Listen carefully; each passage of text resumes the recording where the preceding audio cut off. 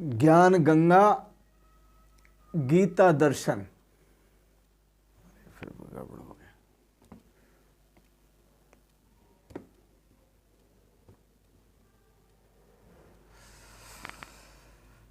ज्ञान गंगा गीता दर्शन अध्याय 3 श्लोक 11-12। पूर्व प्रसंग में आप श्रवण कर रहे थे, यज्ञो विश्वस्य भुवनस्य नाभि। यह यज्ञ जो है समस्त विश्व ब्रह्मांड की नाभि है। यज्ञ को, जो यज्ञ में जो भी अर्पित किया जाता है वह समस्त विश्व ब्रह्मांड के देवों को प्राप्त होता है। देवान भावयतानेन ते देवा भावयन्तु वः परस्परं भावयन्तः श्रेय परम अवाप्स्यथ।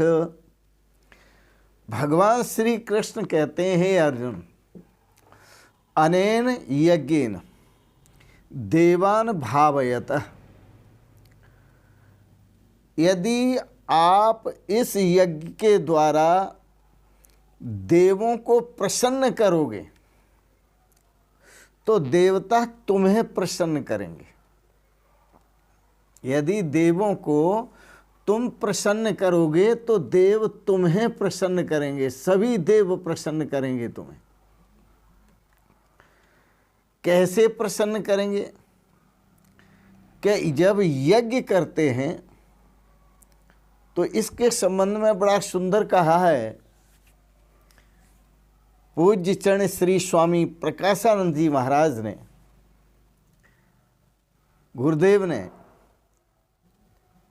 इस यज्ञ देव परमेश्वर को क्यों करते यही बताते, रचना हुई जगत के संग में नेत नेत कर गाते। यज्ञ से वायु शुद्ध बने, यज्ञ से वायु शुद्ध बने। धरे धरे भाप का रूप गगन में बनते मेघ घने। समय नियम से वर्षा होती अधिक अन्न उपजाया। पांडव को उपदेश कृष्ण ने देकर समझाया। पांडव को उपदेश कृष्ण ने देकर समझाया। ये भगवान श्री कृष्ण ने अर्जुन को समझाया। इस यज्ञ के द्वारा आप आहुतियां देकर देवों को प्रसन्न करेंगे तो वो देवता तुम्हें प्रसन्न करेंगे। तुम देवों को बढ़ाओगे तो देवता तुम्हें बढ़ाएंगे। परस्परम भावयन्त, ये तो परस्पर भाव है एक दूसरे के उत्थान का। देवों को ढूंढने के लिए कहीं बाहर नहीं जाना। यह जो आपका शरीर है यह भी एक यज्ञ है। इसमें एक यज्ञ नहीं, इसमें 10-12 यज्ञ हैं, 12 यज्ञ हैं। आँख भी एक यज्ञ है, कान भी एक यज्ञ है, नासिका भी एक यज्ञ है, और यह मुख भी एक यज्ञ है जिसमें आप आहुतियाँ देते हैं। हाथ भी यज्ञ हैं, और इसके अंदर, यज्ञ के अंदर देवों का वास है। जैसे कानों में दिशाओं का वास है, दिशो देवता। आँखों में सूर्य देव का वास है। रसना में वरुण देव का वास है। और हाथों में, पैरों में, सब जगह देवों का वास है। नासिका में अश्विनी कुमारों का वास है। भगवान श्री कृष्ण कहते हैं इस यज्ञ के द्वारा इन देवों को जैसे तुम उन्नत करोगे, उन्नत का मतलब ये है कि इनको एक तो तामसी चीज खिलाना, एक तामसी वस्तुओं की आहुतियां देना और एक रजोगुणी वस्तुओं की आहुतियां देना और एक सतोगुणी वस्तुओं की आहुतियां देना। ये मुख रूप कुंड यज्ञ है। ये कर्ण भी जो है वो कुंड हैं, यज्ञ कुंड हैं जिसमें आहुति दी जाएंगी। तो कानों में अच्छे शब्दों की आहुति जाती है, सत्संग श्रवण करते हैं तो सत्संग के श्रवण करने से देवगण प्रसन्न होते हैं और वो देवता हमारी वृद्धि करते हैं, हमारी उन्नति करते हैं। आँख से भगवान का दर्शन करने से, संतों का दर्शन करने से, अच्छे महापुरुषों का दर्शन करने से, सुंदर पुष्पों का दर्शन करने से आँख से भी देवता प्रसन्न होते हैं, वो हमारी उन्नति करते हैं। यदि हम तमोगुणी व्यवहार करते हैं तो फिर तमोगुण का परिणाम हमें दुख भोगना पड़ता है। रजोगुणी व्यवहार करते हैं, रजोगुणी भाव का यज्ञ करते हैं तो हमें रजोगुणी साधन सब प्राप्त होते हैं, देवता लोग देते हैं। और यदि हम सतोगुणी व्यवहार करते हैं इंद्रियों से, इंद्रिय द्वार झरोका नाना, ये इंद्रिय जो हैं द्वार हैं, इनमें देव बैठे हुए हैं, बैठे देव कर कर स्थाना, अपना अपना स्थान संभाल के बैठे हुए हैं। तो इन इंद्रियों के मुखों में जो आप आहुति देते हो सब देवों को प्राप्त होती है। तो देवान भावयता अनेन ते देवा भावयन्तु वह, जैसा जैसा आप इंद्रिय देवों को आप खिलाएंगे पिलाएंगे वैसी वैसी ही उन्नति होगी आपकी। आप अच्छा करेंगे तो आपके साथ अच्छा हो, देव अच्छा करेंगे। आप बुरा करेंगे तो आपके साथ देव बुरा करेंगे। परिणाम वही है। देवान भावयतानेन ते देवा भावयन्तु वह, परस्परम भावयन्तः श्रेयः परम अवाप्स्यत्। सीधा सा हिसाब है, जैसा करोगे वैसा भरोगे, जैसा करोगे वैसा भरोगे। तो देवान भावयतानेन, इस यज्ञ के द्वारा देवों को प्रसन्न करो। देव जो प्रसन्न होते हैं वो अच्छे सतोगुण युक्त पदार्थों से प्रसन्न होते हैं।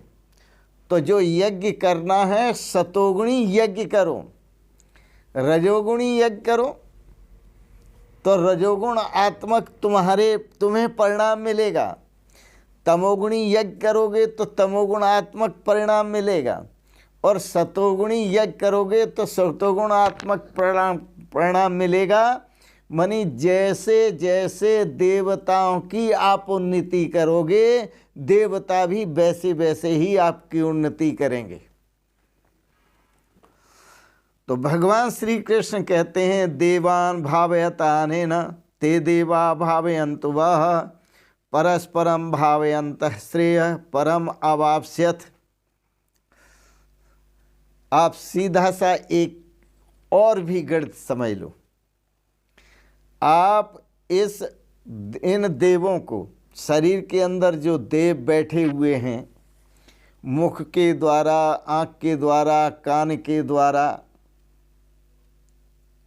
कान के द्वारा आप बैखरी भाषा श्रवण करेंगे तो देवों को दुख होगा, और जब देवों को दुख होगा तो तुम्हें भी दुख होगा।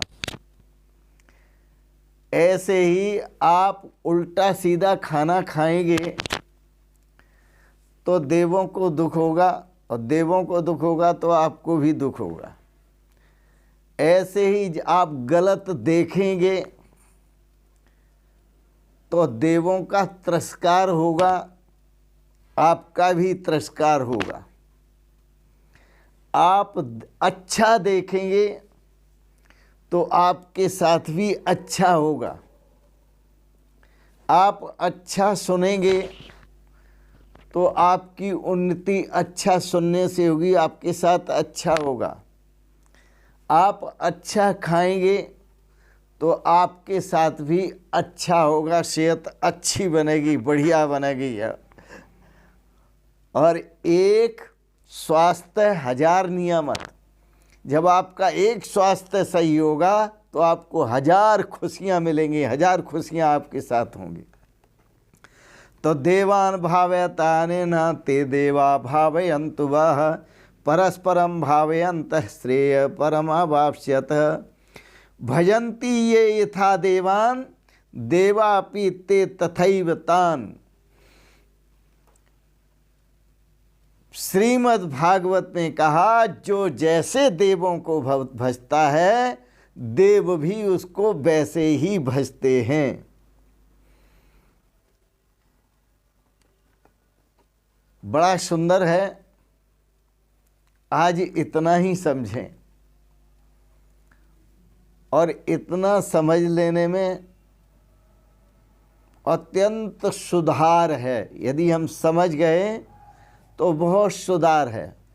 वाणी का सुधार है, कानों का सुधार है, आँखों का सुधार है, मुख का खाने का सुधार है, और इन सब का सुधार है। बुद्धि का सुधार है, मन का सुधार है। और जब इन सब का सुधार है तो जीवन का अपना तो सुधार है ही है। बोलो वृंदावन बिहारी लाल की जय, सच्चिदानंद भगवान की जय। आपने बड़े प्रेम और श्रद्धा से गीता पर दार्शनिक विचारों को श्रवण किया, इसके लिए बहुत बहुत अनुग्रहित हैं। एक बात जरूर कहेंगे, ओम सर्वे भवन्तु सुखिनः, सर्वे सन्तु निरामयाः, सर्वे भद्राणि पश्यन्तु, मां कश्चित् दुःख भाग् भवेत्। ओम शांति शांति शांति। आपने दार्शनिक विचारों को श्रवण किया, आपको अच्छे लगे, सब्सक्राइब करें, लाइक करें, शेयर करें, और अंत में आप सभी को सादर प्रणाम करते हुए ओम शांति शांति शांति। शिवोहम शिवोहम शिवोहम शिवोहम।